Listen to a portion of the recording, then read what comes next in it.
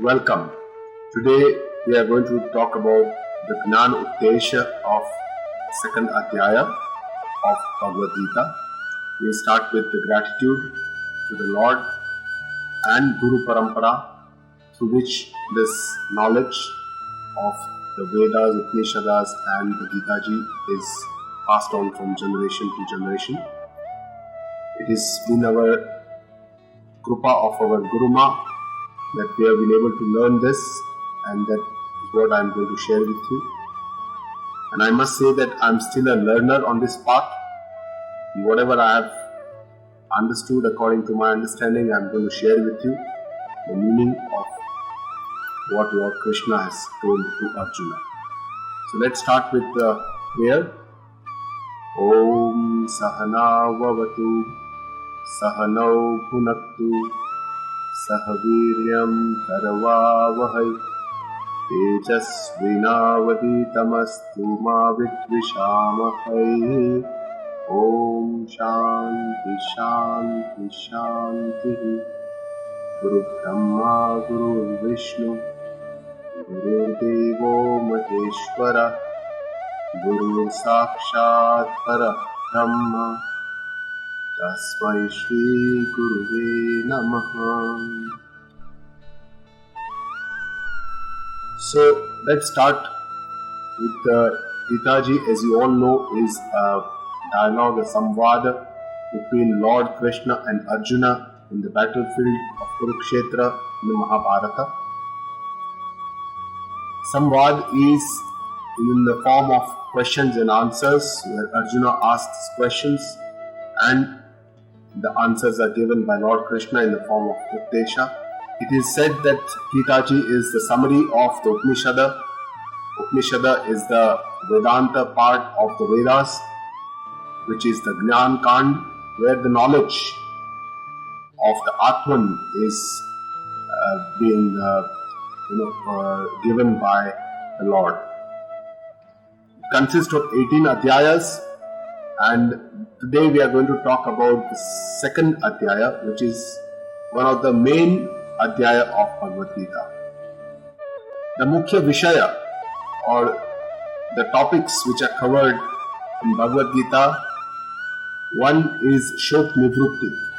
It's basically a granth of Shok Nivrutti, that is elimination of sorrows from this world and giving us a Param Ananda, because the Uddesha of the Lord starts with Ashocyananva, Shochastvam, meaning why do you want to do sorrow, and it ends with Ma Shuchaha in the 18th Adhyaya, saying that you don't worry, you don't have any sorrow, don't feel sad.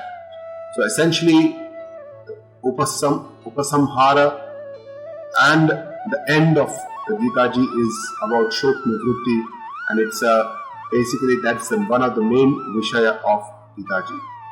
It talks about the Jiva, what are his beliefs, what is the reality. It talks about the Jagata, what we see as a world, how we perceive, and what is it in the reality. Uska jo apna swarupa, what is the ultimate swarupa of Ishvara, Jiva and Jagata. So with this, the ultimate climax of the Upanishada Gnana is the Aikya between the Jiva, the Jagata and the Ishvara. And how can we understand this Aikya, or the oneness beyond all these differences that we can see, is the main, it's the main Uddesha of Upanishads and the Gita Ji. This is called this is conveyed by several Mahavakyas like Tattvamasi, Ayam Atma Brahma, Prajnanam Brahma, Aham Brahmasmi. So these are the 4 Mahavakyas in the Upanishads, in the Vedas, which convey this climax. But the main Vishaya of Gita Ji is about Karma Yoga and Jnana Yoga. So these are the 2 main paths that the Lord shows us. One is the Karma path, another is the Jnana path. One is the path of action, the second is the path of knowledge.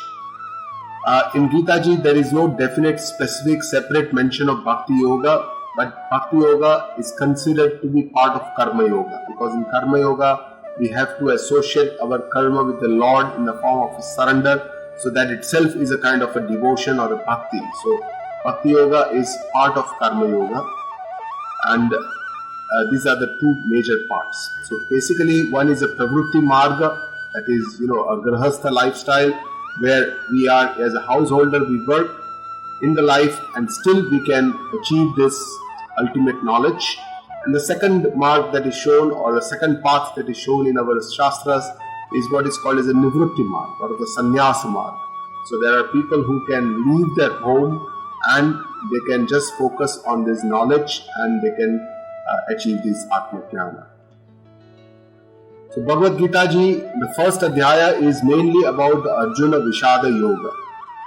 So Arjuna, as you know, comes to the battlefield in the Mahabharata Yuddha, and he sees all his opponents, and there is a vivid description of all the Sainya, the Senapati, and all the warriors on both the sides, the Kauravas and the Pandavas. And then, just before all the preparations were done for the war to start, but just as the war was about to start, Arjuna becomes quite upset. He becomes very sorrowful and miserable, feels sad that he has to go to war with his own persons, his own people, his own cousins, his own guru, Bhishma Pitamaha, Dronacharya, all these respectable people that he has a lot of attachment and respect in his life. And that is the first adhyaya. So that's all about the Arjuna Vishada. It's all the background of the entire Updesha that is going to come from the Lord in the second adhyaya. So adhyaya first is all about Arjuna Vishada Yoga. The second adhyaya, the main focus is the Jnana Updesha of the second adhyaya. What we are going to discuss today is the Jnana Updesha that the Lord tells us in the second adhyaya.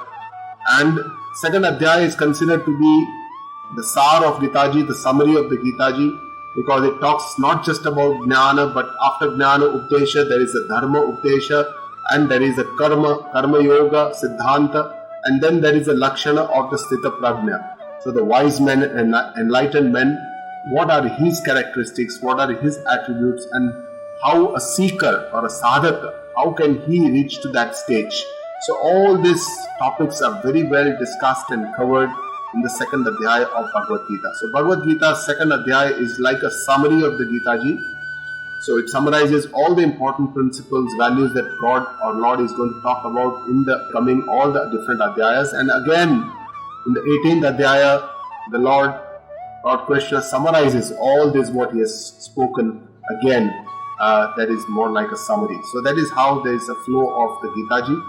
It's one of the most beautiful scriptures on the living planet, because it's a complete book of the right understanding that we can have towards our life, and it is a book that we should read, understand during our working life, so that we can implement all these principles in our own life while we are working, and it gives us a kind of a different perception, a different understanding about life, through which we can work with a different attitude of the mind. So this is what Gitaji is about, and let's understand this from the God's perspective. So the second adhyaya, the first shloka starts with Sanjay's description of Arjuna's condition, his Vishad, and then on the second and the third shloka, Shri Krishna starts talking, and he tells Arjuna that at this point, this time in Mahabharata, when the Yuddha or the battle is just about to start, why does he feel like this? Why does he have moha? And why does he have kayarta? He says, you shouldn't have karpanya dosho pahata svabhava. At this time, why do you have this moha and kayarta? And he tries to prop him up to inspire him to fight the war. In the 4th, 5th and the 6th shloka, Arjuna talks about that he is not in a condition to fight the battle with the Bhishma, Drona and other, because he feels that these are their own people and they are very respected people, and the Kauravas are all his cousins, and so he feels a lot of attachment to these, and that's why he feels that he doesn't want to do this Yuddha or the battle. So in the 7th adhyaya, finally, after a lot of manthan, Arjuna accepts Shishyatva from Lord Krishna. As you know, Lord Krishna and Arjuna were sakhas, they were friends for all their life, But at this point in his life, Arjuna, when he's so confused, he doesn't know what to do. He doesn't know whether to go to war or not to go to war, what is right for him. So he then finally tells Krishna that I surrender to you. Shishyastviham shadi mam tvam prapannam. So I come to you, I accept your studenthood, you are my guru, I come to you, surrender to you. So you tell me what is correct, what is right for me, what is the right path for me, you choose what is best for me. So this is finally Arjuna again goes ahead and talks about his own vairagya. He says, I don't want anything in this world, I just want to go, want to become a hermit, I want to become a sannyasi, I want to run away. So that's the kind of vairagya that he has, which is not the true vairagya, is what our gurus tell us. It is not, it's like more like a smashan vairagya, temporary kind of a vairagya. And then finally in the 9th shloka, Arjuna says, Na yotsya, I don't want to fight this battle. And then he says, he stops speaking, he becomes silent, and then he sits on the backside of his chariot. And then finally in the 10th shloka, Rishikesh Bhagavana, Rishikesh, that is Krishna, Rahasanniva eva, as if he is smiling, he gets up, he starts giving his Updesha. So this is the nutshell, the second Adhyaya, the initial 10 shlokas. So we will start with the Lord's Updesha, his, from the 11th Adhyaya, 11th shloka, and then from 11 to 25th shloka, Bhagavan Krishna gives Updesha of the Vedanta Jnana Siddhanta. That is, ultimately he talks about the Atma, what is Atma, what is Anatma, and he makes a Viveka. He gives a discrimination, how we should discriminate between what is Atma and what is Anatma. So this is the discrimination that he gives. Finally, Arjuna still is not convinced. He thinks that he is still not convinced, and that's why another 5 shlokas from 26 to 30, Lord Krishna talks about Arjuna or any human being's own manyatas or his own belief systems.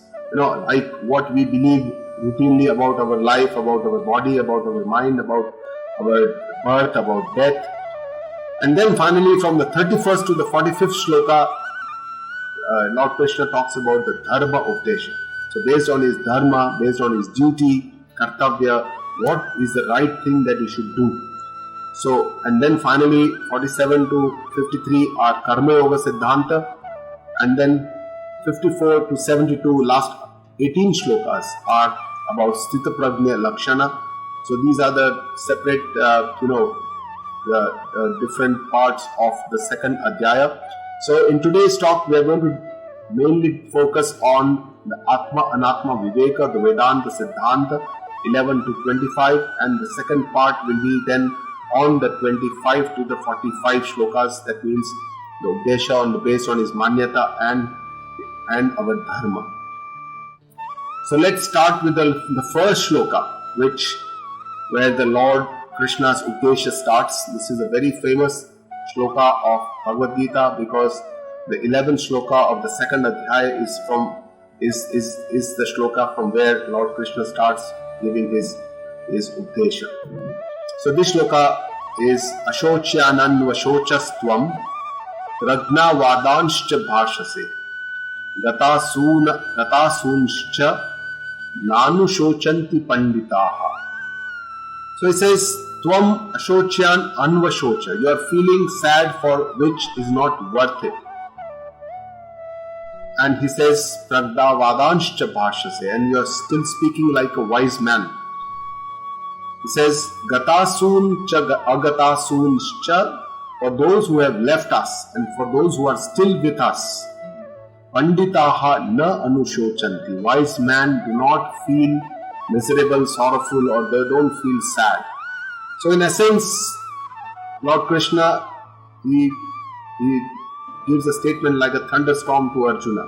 He says, you're feeling sad for something, it's not worth about feeling sad that you're going to kill your own people. This is something that it's not worth getting sad about. And still you are speaking like a wise man. So Lord Krishna tells him that, understanding, the right understanding that a wise man has and sadness, both these things don't go together. Either you are a wise man, then you don't feel sad. If you feel sad, then it means you don't have the right understanding, you are not a wise man. So both these things don't go together. He says, for people who have left us and for those who are still here, wise man do not feel sorrowful. So what is that understanding? What is that knowledge? What is that Atma-Gnan that gives them understanding by which they are liberated from these worldly sorrows or miseries? So that's what Lord talks about in the ensuing or the next shlokas. So let's just talk something about Shoka or the Dukkha. Gita, as we already started saying, it's a Nivrutti, Shoka Nivrutti Grantha. And the reasons for Shoka or the miseries of our worldly miseries or sorrows, there are two reasons. One is a Sadharan Karan and the other is what is called as a Vishesha Karan. So the Sadharan Karan is, Sadharan means it is common to all, every human being. It is common to everyone, and that is Atma Swarupa Ajnana. So our Atma Swarupa, that is our true nature or our self, is kind of enclosed by the Ajnana layers of many generations, many years, many lives. And this Ajnana is the mood or the root cause of all our Shoka, Dukkha and our being in the Sansara Chakra. So this Ajnana, if it is vanished by the Atma Swarupa Jnana, then it is the root cause problem is solved, and then there won't be any Shoka or a Moha. Vishesha Karan is a specific Vishesha Paristhiti that arises. For the Arjuna here, he has come to the battlefield, he has seen his near and dear ones, and that's why that circumstances has arisen where he has developed this Moha or a Mamata, Mamatva, attachment. And then for Paristhiti, for Vishesha Karana, there can be a Vyavaharika Samadhana, means a temporary solution to this situation or the circumstances given. But if somebody wants a permanent solution to this Shoka Nivrutti, then the permanent solution for Shoka Nivrutti is a Param Samadhan, that is the Atma-Gnan. So Atma-Gnan is the only solution for having Param Ananda, for Parama Shoka Nivrutti, everlasting Ananda. And this Atma-Gnan can only be done by Atma, Anatma, Vivek, understanding what is Atma, understanding what is Anatma, and having that kind of a discrimination in our mind, clarity. And then he also talks about death. What is death? What is the reality of death, and how can it be changed or not be changed? We'll talk about it. So the second shloka is Natvevaham Jatu Nasam Natvam Neme Janadhipaha Na Chaiva Na Bhavishyamaha Sarve Vayamatah Param. So here Lord talks about the Sat Swarup of the Atma. Sat Swarup is the Nitya Swarupa. So Sat Swarup means the Satya. What is the truth? The truth is that Atma is Nitya. Nitya means that it is present in all the three kalas. The Trikala Abhadita. It means that it is there always in the past, it is there in the present, and it is always there in the future. So something that doesn't change, doesn't undergo any change. It is there in all the three tenses, the past tense, the present tense and the future tense. It's called a Sata Swarup or a Nitya Swarup. So that is what is Atma. And this shloka tells us about that. Here Lord says, Aham Natu Eva. There was no time that I was not there. I have always been there. He says, as a Lord he says. And then he says, Jatu Natvam Asam. There was no time that you were not there. He tells the Jiva that there was no time that you were not there. You are also always there. And he says, Na ime janadipaha. That means all these kings that you see, ime means these kings that you are standing in the battlefield. So in short, he's talking about the world or the Jagata, that there was no time that none of these were not there. So everyone has been there immortally. That is what he's trying to say, and this is from his Atma Swarup that he's saying. It is not from the body Swarup that he is saying, because bodies are going to be destroyed, but the Atma is Nitya, it is Sat Swarup and doesn't get destroyed. So that is what Lord says, and says that Nacha Evana Bhavishyamaha, nor will there be a time in the future that Sarve Vayamatah Param, we all shall not be present. So we will always be present even in the future. So there was no time in the past, we all were not there, you, me and this world, and there won't be time in the future that none of us will not be there. we will always be there. So here he talks about the Sat Swarup of the Atma, that it is Nitya, it is present in all the three tenses. The next shloka he talks about the Atma Anatma Vivek between the Deha and the Dehi. Dehi nosmin yatha dehe kaumaram yauvanam jara tatha dehantarah praptihi dhira satra namuyati. So here he says Dehina asmin yatha dehe, for one whom this body belongs. So it is said that the body or the Deha, it belongs to the Dehi. Dehi means the owner of the body, and the owner of the body is the Atma. So the body undergoes different changes, Kaumaram, Yauvanam, Jara. Here Lord tells us about the three changes, the childhood, the young adulthood and the old age. But our Shastras tell us that the body undergoes 6 vikara. It is called a Shat vikara. So there is a Asti, Jayate, so conception, birth are also the vikara. Asti, Jayate, Vardhate, growth, Parinamate, puberty, Apakshiyate, that means destruction, and then Vinashyati, that means death. So these are the 6 vikaras that the body undergoes. And then Lord here tells about the next stage of the Dehi, Tatha Dehantar Praptihi. Similarly, it changes to another body at the time of death. And he's talking about the Dehi. Dehi means the person, the owner of the Deha, that is the Atma. So he says, at the time of the death, the Atma changes the form. It changes from one body to the other. Dhira statra na muhyati. So wise men are not deluded. They don't have moha. Dhira Purusha, moha nahi karte hai. They don't have this kind of a moha, because this is the nature of the world, that the Dehi or the owner of the Dehi, the Atma, changes from one body to the other, just like it changes different, as from a young person you become an adult and you become an old age. Similarly, he says, for him, for the Lord, it is just one change of a situation that, after death there is a change of the body. It is almost, for him, for the Lord, it is as simple, death is as simple as one more change. So that is what Lord talks about here, and he says to accept this reality. So don't be so upset or worried about these changes of the body. And here he gives some glimpse about what is death. He says on an individual scale, it is extremely a big event.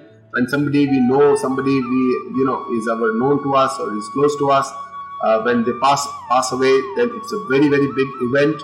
But collectively, on a large scale, where there are so many deaths happening every day for all species, not just human beings, we don't get so affected. It's not a very big event. Even when we read in the newspapers about deaths on a large scale, even then we don't get affected. And that's why that's not a big event. So death, he says, is of the body. So it's only of the Sthula Sharira. And our Shastra tells us, Vedanta, that there are 3 types of Sharira that we possess as Atma. One is the Sthula Sharira, that is the gross body. The second is the Sukshma Sharira, that is the Jiva, as we say, Sukshma Sharira, meaning there are 17 elements, 5 Jnanendriya, 5 Karma Indriya, Man, Buddhi, Ahankar, Chitta. All these are part of the Sukshma Sharira. And then there is a Karana Sharira, that is a causal body. It is the part of the Avidya, or the root cause through which the Sthula and the Karana Sharira, the Sthula and the Sukshma Sharira take part. So that is Avidya. Sukshma Sharira continues its journey into another body. The Sthula Sharira is the one that dies, but the Sukshma Sharira, it continues its journey into the another body. But Atma is something that has no change. So this is what is the discrimination, that understanding that we need to have, this clarity about Atma, Anatma. Anatma consists of different parts of Sthula Sharira, Sukshma Sharira, and what happens at the time of death. This we need to understand. The next, maybe Arjuna must have thought that God, Krishna, you are talking about a lot of Atma, Anatma, but in this world I have to face a lot of things, all these heat of the moment, and in the worldly situations we have to face a lot of problems, dualities, and here Lord tells us to have titiksha, sahanshilta. So this shloka is about matra sparshastu kaunteya shitoshna sukha dukkadaha agama payino nitya stantitikshasva bharata. So here it says, Kaunteya ho Arjuna Kuntiputra matra sparshastu, meaning when the sense organs or the indriya, they come in the contact with the objects, sparsha, jab contacts connect होती है जब object से, then there is this experience of the dualities of the world, which are also called dvandva. So there are, there are the opposites. Sometimes you feel good, sometimes you don't feel good, sometimes you like it, sometimes you don't like it, sometimes you have pleasure, sometimes we don't have pleasure and we have pain, sometimes it is feeling hot, sometimes it is cold. So all these experiences we feel, our body feels this when we connect with our outside world through our sense organs. He says, Agama Paina Anityaha Tan Titikshasva. They come and go, they are all Anitya. So you have to endure them. There is no other option for you. Right? So the Lord tells us here something about Titiksha or Sahanshilta. All these dvandva that we face in the world are all Anitya. They are Agama Paina. They come and they go away. They are not permanent. And that's why you try to do whatever you can to relieve you of these difficulties, sorrow, miseries. If you feel hot, then you start some fan or put on the AC. But in spite of that, if you feel a little bit more hot, then you wait for some time and try and be patient and learn to be more, try to get this quality of enduring whatever you get. So accept it, do whatever you can. But then, even then it is there, then you have to accept it. Don't complain, don't blame others. We have a very easy, tendency to blame others for whatever problems that we face in this world. And then have peace with ourselves. It is not that you have to accept without peace. You have to accept with peacefully, learn from the experience that you have, and then pray God that this situation will go away fast and you will get out, because with the understanding that everything else, all these are all transient, they come and go. So this is what is a beautiful shloka of Bhagavad Gita. It can help us in our life, where it can tell us that we have to endure these dualities or experiences that we feel in the world. Yam hi na vyathayantyete purusham purusharshabha samadukha sukham dhiram somrutattvaya kalpate. He says Purusharshabha means, oh great man, Shreshta Purusha. Arjuna is of course one of the great man because he has a lot of, he is a very great skillful archer. He is a Pandava. He is he has a lot of bala, atma bala, very great courage. He has divya astra, a lot of, he has a lot of, so he's a great man. That's how Lord Krishna tells him, Yamhina vyathayanti dhiram. These dualities should not affect the wise man. That is what Lord says, that these dualities of the world, how we should remain in our life so that these dualities don't affect us. He says, remain equanimous in pleasure and pain. And this, Krishna loves this term, samatva. Samatva means remaining the same in the dualities of this world. So that equanimity, that sameness, that understanding, that balance, we must maintain in all the sukha, dukkha. We should try and be same. That is the samatva bhav. That is what Lord talks about here. Sah amrutatvaya kalpate. An only person who is samatva, who is equanimous, he is the one who is a candidate. He is the one who is yogya, samartha for gnana marg. So somebody wants to get into the atma gnana marga, then he has to first develop samatva as an attitude, which is his candidature for getting atma gnan, through which he can get moksha or liberation. So one cannot directly get into the gnana phase. We have to go through the samatva bhavana, and all this samatva, karma yoga, they all work by creating shuddhi of the antakarana. Antakarana is the chitta, which is mana, buddhi, ahankara, and a chit. This four form the antakarana. So antakarana must be clean, shuddha. Only then we can get atma gnana. Without that, there is no way somebody can get atma gnana. So shuddhi of antakarana is the main sadhana part, and that is the sadhana. Karma Yoga is one of the sadhana. And this can only be done by proper viveka, vichara. One has to think that if there is no other option, I have to remain equanimous, vichara.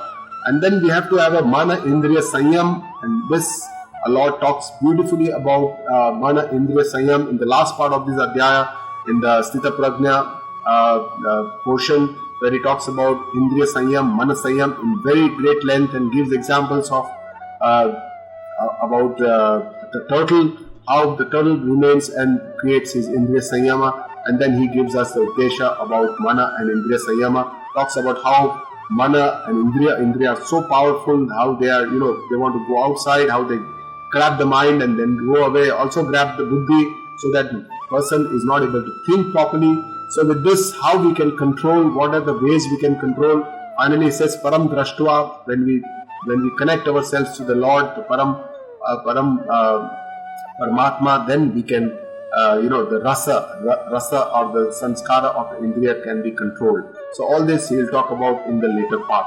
But finally, with this, once there is a good stability of mind, samatva, bhavna, antakarana, shuddhi, only then one can get into a jnana sadhana, that is a shravana. Shravana means you hear from the guru, a learned guru, talks about shastras, and then there is a manana. Manana is contemplation, yukti purvak. We have to think about, from the logic point of view, we have to think about the real meaning of whatever we have done. Shravana, which is a Vedanta Vakya. And then finally Nididhyasana. Nididhyasana means some contemplation, Vedantic type of a meditation, where we have to go from our tendencies to cling to the Anatma towards to go to the Atma Buddhi. And this can only be done by constant meditation and contemplation. So this is the entire process of getting the Atma Jnana. Nasato vidyate bhavo, na bhavo vidyate satah. Ubhayorapi drashtontah, stvanayos darshibihi.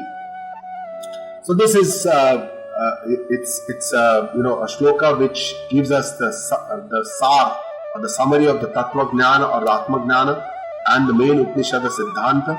So there is a little deep meaning to this shloka which a learned guru can explain it much better, because it's based on the Upanishad Siddhanta. But in nutshell, it says that asatah bhavanas vidyate. Asat ka astitva, there is no existence of asata. It says sata abhava na vidyate. Sat ka kabhi koi abhav nahi hai. Sat is always there. There is no abhava, or there is no non-existence of sata. So sat is always there. Sat is there in trikala. Asat is never present. Astitva nahi hai. Anayo ubhayo antaha tattvadarshi bhi api drashtaha. Means sata or asata, दोनों के अंत को तत्वदर्शी महापुरुष जानते हैं. It means that the Tattvadarshi Mahapurush, that means a person who is knowledgeable, who is a wise person, who has learned about this Tattva. This person knows the real meaning of Sata and Asata, and the real Swarupa of both these he has understood. And that's why he can remain calm and cool, and he can actually see things in the right perspective. So basically, what is the kind of the attitude that this person would have? And this is the Vedanta Siddhanta, that Brahma is Satya, Jagat is Mithya, and Tattvamasi is the Mahavakya of the Veda. That means everything is one. Tat Tvam Asi means Tat is Paramatma Tattva. Tvam means you or the Jiva. So Guru tells the Jiva that you and the Lord both are the same Asi. They are the same Aikya. So behind the Jiva, Jagata and the Ishwar, there is a Param Tattva which is working, and this is the one that gives the oneness beyond everything. So out of all the differences, there is one Tattva which is the Adhisthana or the foundation of everything, and that gives the sameness to each and everything that we see or perceive in this world. So this person, Tattvadarshi, has the Yathartha Darshan. He has a Satya Darshan. He can see the things in the right perspective, what most of the other people cannot see. So basically there are two types of buddhi. One is called as a Ghata buddhi, that we see more of the name and the form, Nama Rupa. So that is the Jada part.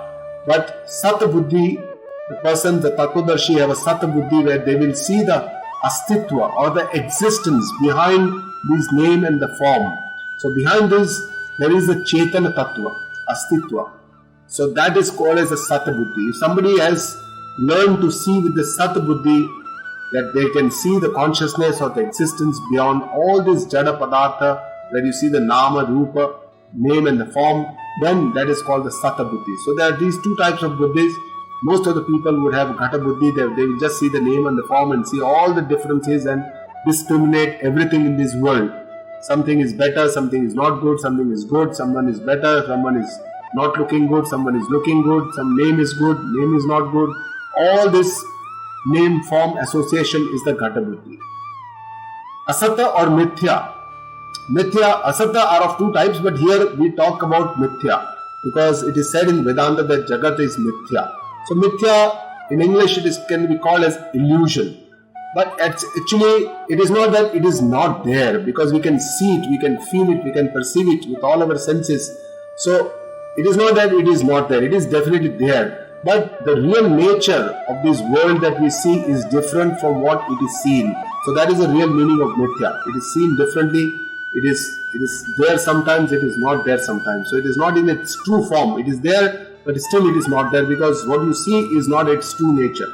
Its true nature is something different. That is what Lord tries to say. So Ajnani person, he sees the Mithya Jagata and believes that this is the reality, and that's why he gets dukhi, he gets all the sorrow in this world, because he feels so much of importance in this Jagata and believes that this is the only reality and doesn't understand anything beyond what we are looking at. But the Jnani, he understands the Mithyatva of the Jagata, and he believes that this Jagat is not the true Swarup, that what we see is not its true Swarup, and that's why he doesn't have that much of importance in all these Nama Rupa, doesn't give so much of importance, because for him that is not the important thing. The most important thing is what is beyond this, what is not seen, and what is the foundation of all these things that we can see. And that's why he is in his eternal bliss stage. So that's the difference of the attitude between an Ajnani and a Jnani.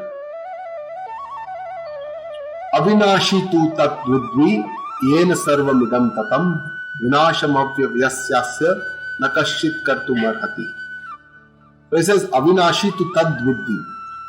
Sat tattva का विनाश कभी possible नहीं है. He says that Atma cannot be described. Atma cannot be destroyed. So means Atma is Avinashi Tattva. It cannot be destroyed. It cannot be changed.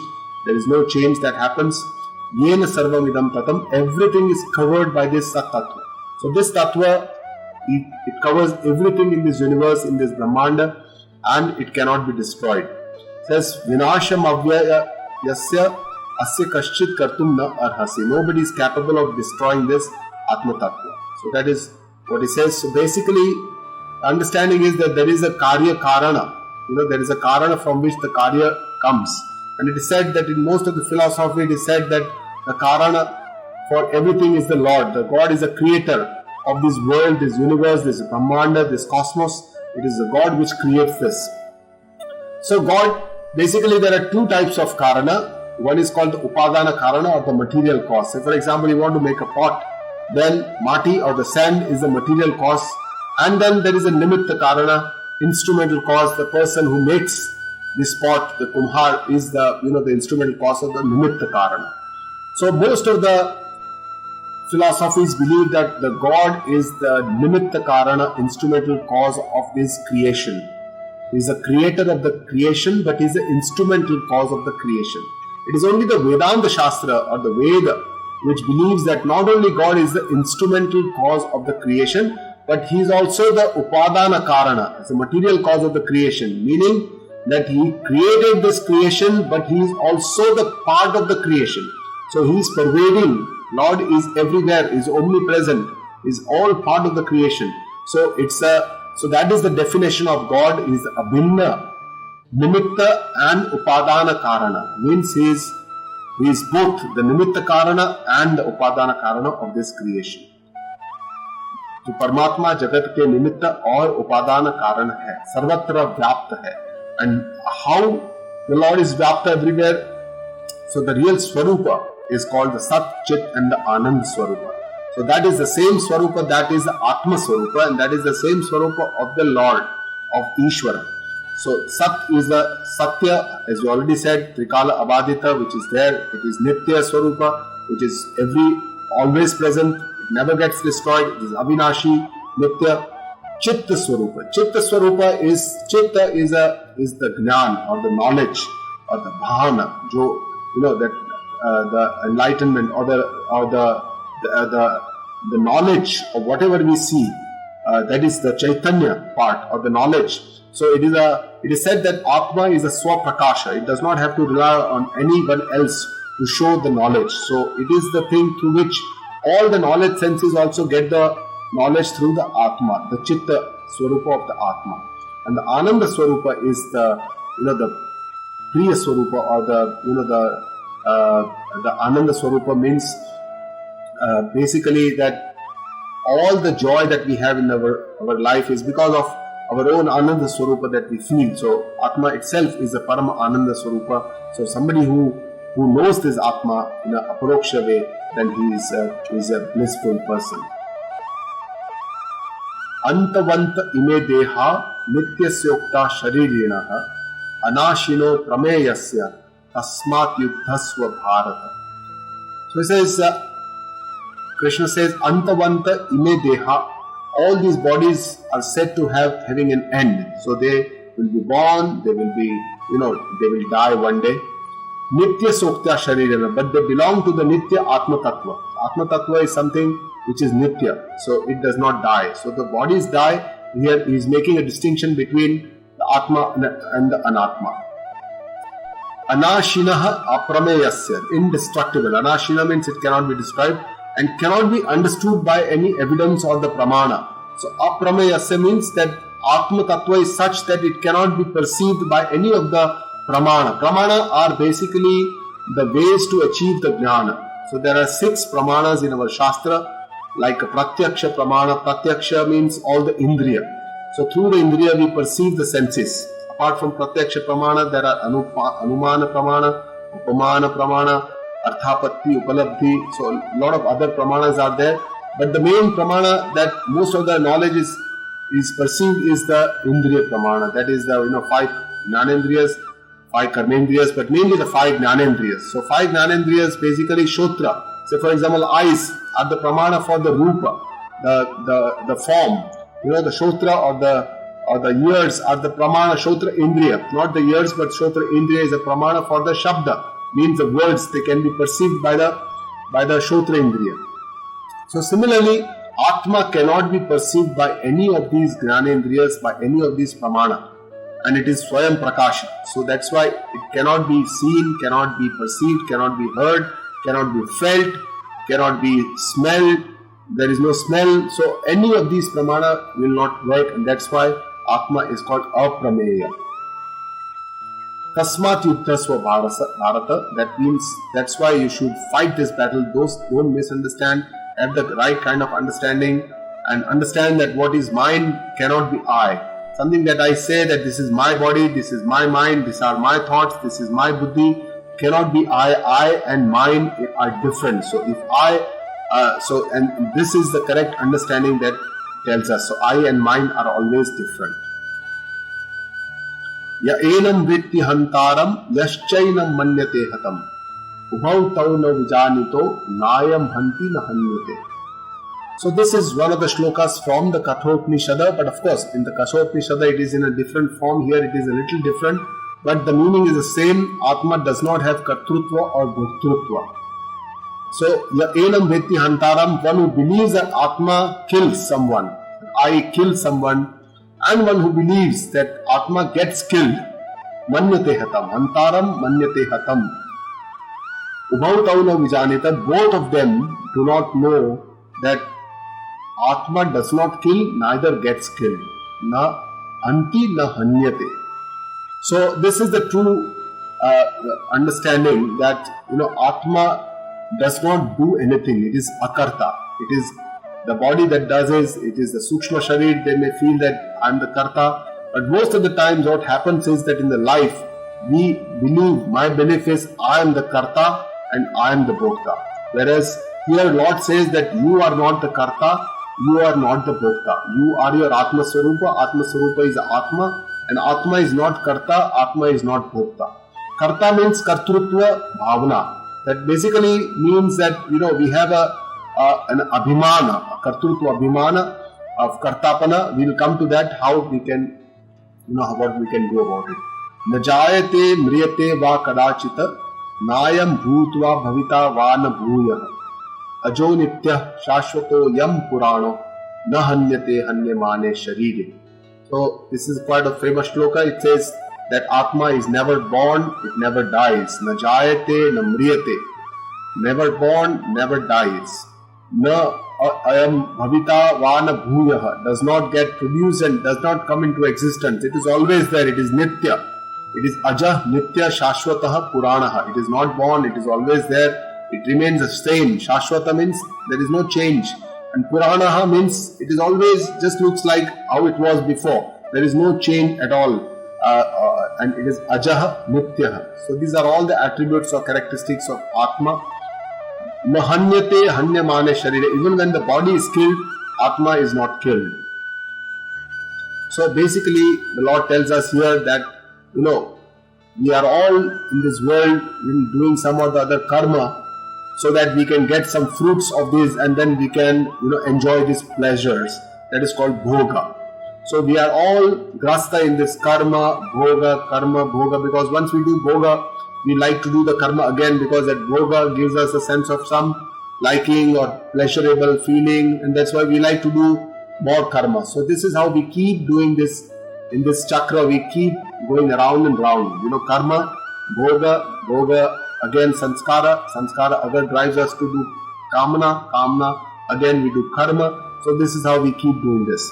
And the Lord here tells us that, we have to get out of this. So how we can do that? So for this, the first step is to reduce the bhoga, enjoyments and the pleasures we have to reduce. Then only the karma and the kamana will come down. So we have to start with the bhoktrutva and then get onto the kartrutva part. So that is what God tells us. Veda vinashinam nityam ya enam ajamavyayam katham sapurusha partha tam ghatayati hantikam. So Atma का जो अकर्ता अभोक्ता स्वरूप है वो यहाँ Lord shows us. Says that one who knows this indestructible nitya Atma Swarupa, it is not born, it is changeless. How does he kill or how does he get someone killed? Kam hanti kam ghatayati. So this is all about shifting our kartrutva abhimana. We are all stuck with a lot of kartrutva, and this abhimana or the kartrutva abhimana is something that does not allow us to progress on this path. So we have to shift this. And how can we do it? Initially it starts with, I always believe that I am the doer. I am independent, I can do anything. So this is what most of the people do. They have this kind of an ego, as we call it, and that keeps bloated all the time, keep doing everything and feel that I am doing something. And this needs to be, the first step is to do Shuddhikaran. So if we start doing Dharma Karma or Kartavya Karma or Nishchit Karma, Shastra Vihita Karma, basically we should do Shastra Vihita Karma or Dharma Karma or duty karma. Avoid useless activity, useless thing that is not part of our duty, that is not part of dharma, what the Shastra does not tell us to do. We should avoid doing those karmas. So at least some kind of Shuddhi Karana or a cleansing of these our karma starts. So that is the first step to avoid doing useless activities. And then we have to still improve that Urdhvi Karana. Urdhvi Karana means it has to still improve or still become better, so we can start doing more of Sattvic Karma. So from the Raja or the Tamas Karma are the lazy attitudes. Rajasic Karma are the attitudes which bloat our ego, and we try keep doing a lot of karma, kamana. So from there we have to get into the Sattvika Karma. Sattvika is more like, related to the Lord or the God. That means, learning, knowing, helping someone, selfless karmas. So all these are Sattvic Karmas. And then finally, we should get into the Nishkama Karma. Nishkama means selfless karma, where there is no expectation that we should have this kind of a phala. And here we have to accept the Ishvara, that God has given us so many things for us to do karma, and we are doing our duty here. So that is the karma bhava, where we see that Lord has some partnership with us. Finally, that partnership increases to 50-50. We believe that Ishvara is helping me a lot in my karma phala. I have to do karma. Karma phala is based on what Lord tells me. This is His duty. This is my duty. The karma is my duty. Karma phala is not my duty. It is the Lord's duty. So that is the karma yoga bhavana, where you have a partnership with Ishvara when you are doing your kartavya karma. Finally, then the shifting happens more. You feel that Ishvara has been very kind to us, and He's the person who is helping me to do a lot of my duty. And then it happens that we are only instruments in the hand of the Lord to do our karma. So it's basically finally completely Ishwararpana. We completely devote it to the Lord. Whatever He will make me do, I will do it. That is generally the attitude of a devotee or a bhakta. So they are completely Ishwararpana bhavana. And finally then Uchcheda, means you have to get rid of the Kartrutva. And finally thinking, this is all by Vichara, Viveka, that it could be in the Brahma, it could be in the Maya, whether it is in the Granthi, that is the Chit Granthi, and finally making sure that no, Kartrutva cannot be in Brahma, it cannot be in Maya, cannot be in the Granthi, it is definitely Mithya. So there is no existence of this Kartrutva Abhimana, it is Mithya, it is an illusion, and that's why I should leave all this Abhimana and we should devote ourselves to the Lord. So this is how the process works, and this is how we can, unless the Kartrutva reduces, it is very difficult to accept Ishvara into our life as doing something, and then gradually we have to surrender to the Lord.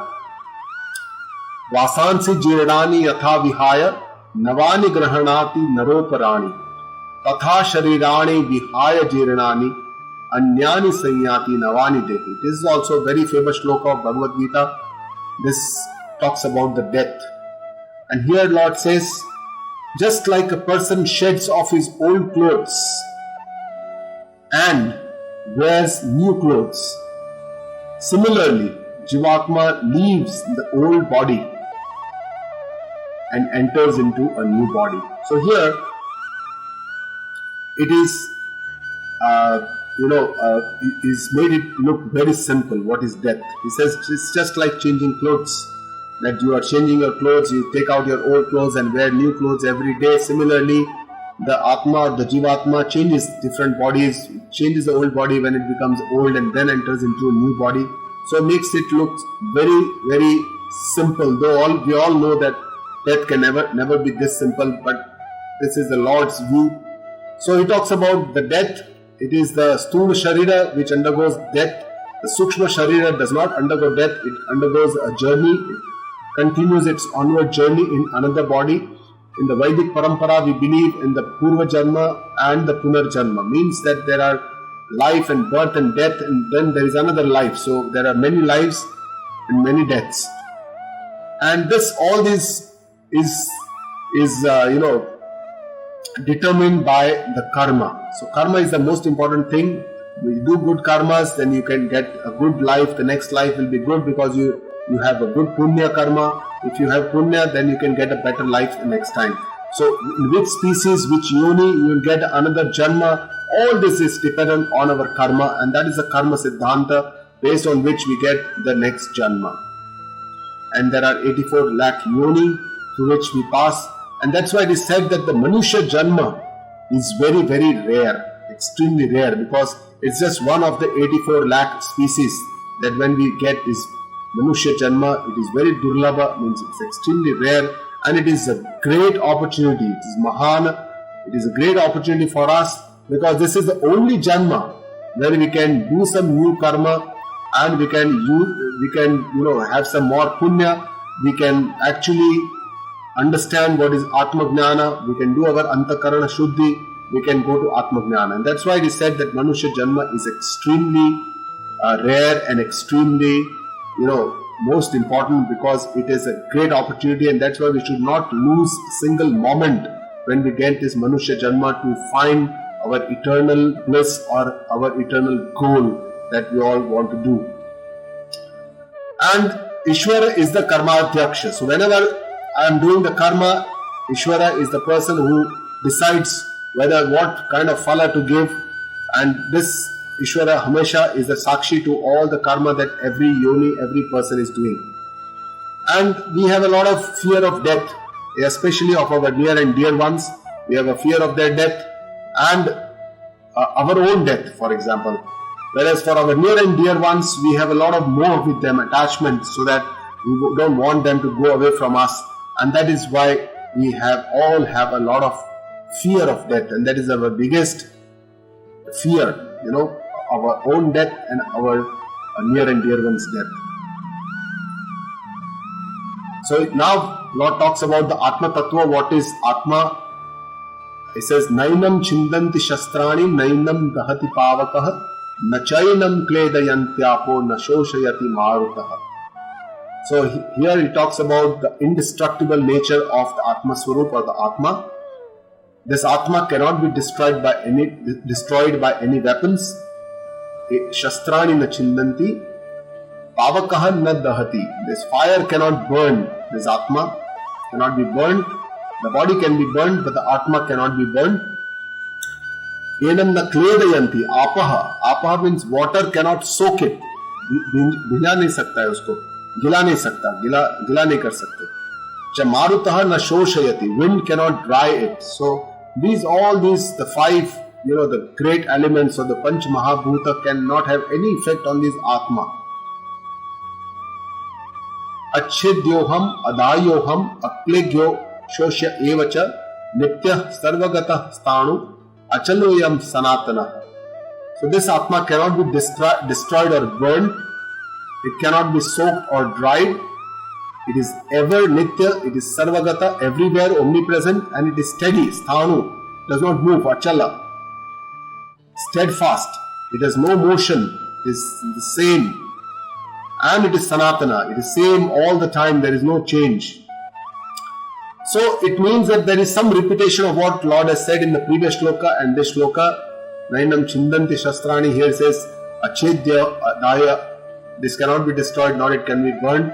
But it is said that because this tattva is so shukshma and it is so difficult for us to understand, and that's why God is very kind to us and repeats the same thing so that we can understand what He is trying to tell us. Avyaktoyam, achintyoyam, avikaryoyam muchyate, tasmad devam viditvainam nanu shochitum arhasi. So cannot be perceived by indriya. I am avyaktaha. Avyakta means it is not seen. It cannot be seen, it cannot be perceived by any of the sense organs. I am achintyaha, cannot be perceived by the mind. You cannot think about Atma by the mind. Mind cannot reach there. Neither any senses nor the mind can perceive the Atma. Avikaryaha, I am. No change, does not undergo any change. So karma phal se bhi wo nahi milta hai. Through karma we can develop some change. Something can be produced, you can create some object by doing karma. But through karma you cannot achieve or you cannot understand Atma. Of course, karma can lead to karma yoga can lead to shuddhi, and then the jnana yoga can lead to jnana. That is the way. But from karma directly you cannot develop Atma jnana. So karma ka phal nahi hai Atma jnana. Thus one who knows Atma like this does not have any reason to feel sorrow. So this is now we can link all these shlokas that Lord told us. First shloka, Ashochananva Shochaswam, there is no reason to feel sorrow. He says, but only that is with this right understanding that you are the Atma, you are not the body. The body is going to die one day. Atma is indestructible, cannot die.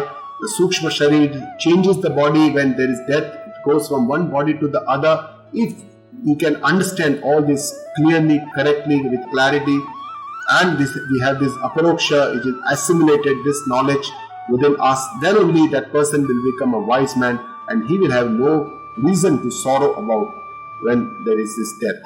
So with this we come to the end of the first part of the Updesha of Lord Krishna, that is the Atma Jnana Updesha, and which is from the 11th to the 25th shloka. He talks about the Atma Swarup, the Atma and the Atma Jnana. And the next talk, we will talk also about his Lord Krishna's Uddesha, but that is not from the perspective of the Atma, but that is from the perspective of Arjuna. That is from his own belief systems his own thoughts, his own attachments, his own beliefs, and that is also about dharma, how one can understand dharma, and from dharma our duty, what is our kartavya and what we should do. So that is the next talk. Thank you very much.